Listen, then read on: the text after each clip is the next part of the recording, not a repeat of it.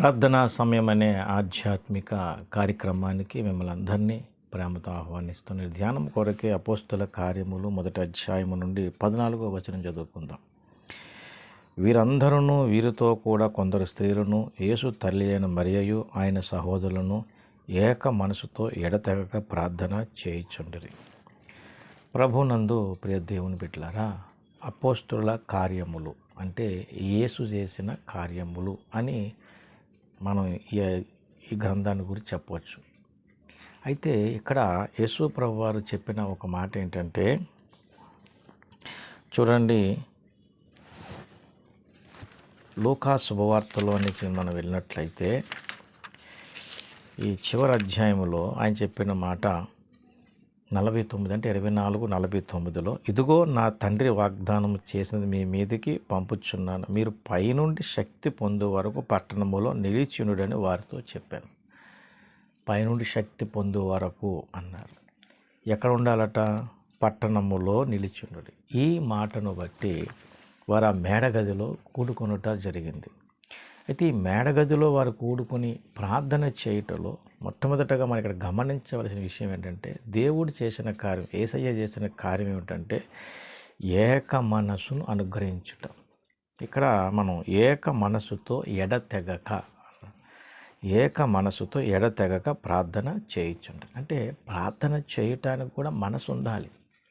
అది ఏ మనసు? అక్కడ ఉన్నవారు ఎవరెవరు ఉన్నారు చూడండి. శిష్యులు ఉన్నారు కదా, వీరందరూ అంటే శిష్యులందరూ, వీరితో కూడా కొందరు స్త్రీలు, యేసు తల్లి అయిన మరియ, ఆయన సహోదరులను, శిష్యులున్నారు, స్త్రీలు ఉన్నారు, యేసయ్య తల్లి, యేసయ్య సహోదరులు, అందరూ, వీళ్ళందరికీ ఏక మనసు. యేసయ్య చేసిన కార్యము మొట్టమొదటి ఏంటంటే వారిలో ఏక మనసు కలుగజేసి, ఎప్పుడైతే ఏక మనసు వారిలో కలుగజేశారో, లూకా సువార్తలో చూసాం కదా, పైనుండి శక్తి పొందు వరకు అని. ఆ మాట నెరవేర్పు విషయంలో వారు ప్రార్థించడం మనం చూస్తున్నాం.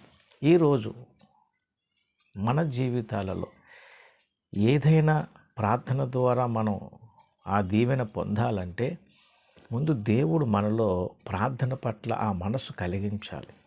కుటుంబంతా ప్రార్థన చేస్తున్నా కుటుంబంతా కలిసి ఏక మనసుతో చేయగలిగేటట్లు ఉండాలి. సంఘమంతా ప్రార్థన చేస్తున్నా సంఘమంతా ఏక మనసుతో ప్రార్థించేటట్లు ఉండాలి. సంఘముగా కూడుకుంటారు కానీ అందరూ ఏక మనసుతో చేసేటువంటి అనుభవాలు కొన్నిసార్లు ఉండవు.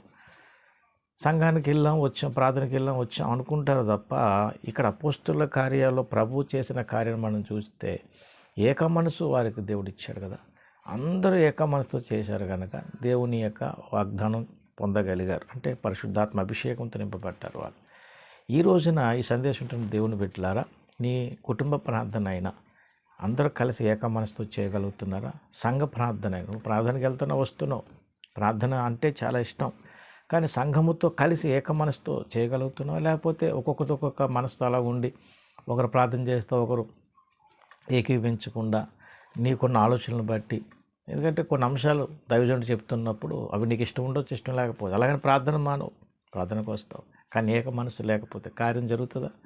కనుక ఈనాడు కుటుంబాల్లోనైనా సంఘములోనైనా కొన్ని కార్యములు జరగకుండా మరి నిరాశే మిగిలిపోయిన కారణం ఏంటంటే, మొట్టమొదట యేసయ్య మనలో కార్యం చేయాలి, ప్రార్థన పట్ల మనసు పుట్టించాలి, అందరూ చేయట్లో ఏక మనసు దయచేయాలి. కాబట్టి ఈ సందేశం వింటున్న వారు ఈ చిన్న మాటను కొంచెం ఆలోచించండి. నీ కుటుంబాలలో దైవ కార్యం జరగాలన్నా, నువ్వు వెళ్తున్న సంఘములో దేవుని కార్యం జరగాలన్నా, అందరితో నీవును ఏకీవించే రీతిగా దేవుడే నీలో ఈ కార్యం జరిగించాలి. అలాగున దేవుడు జరిగిస్తేనే ఆ దీవెన పొందగలుగుతాం. కనుక ఈ సందేశం ద్వారా ప్రతి ఒక్కరు ఒక నూతన తీర్మానం కలిగి, ప్రభువా మీరు మాలో ఈ కార్యం చేయండి, మాలో ఏక మనసు దయచేయండి, ప్రార్థన పట్ల మనసు పుట్టించండి అని దేవుణ్ణి అడిగి అలా ముందుకు సాగగలిగితే తప్పకుండా ప్రార్థన ఫలితాన్ని చూడగలుగుతారు.